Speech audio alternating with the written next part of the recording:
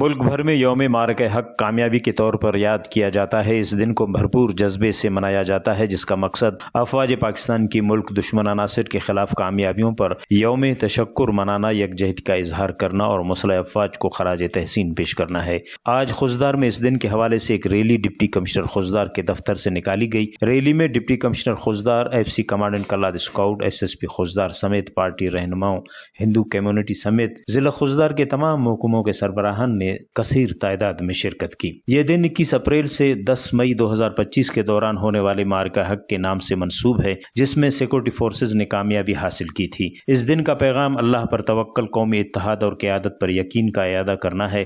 پوری قوم نے وطن سے محبت اور افواج پاکستان سے وفاداری کا عملی ثبوت دیا۔ معرکہ حق صرف جنگی کامیابی نہیں بلکہ دشمن کے لیے خوف، پاکستان کے لیے فخر اور آنے والی نسلوں کے لیے قومی اتحاد کی علامت بن چکا ہے۔ رپورٹ مرتضی بلوچ، وش نیوز خوزدار۔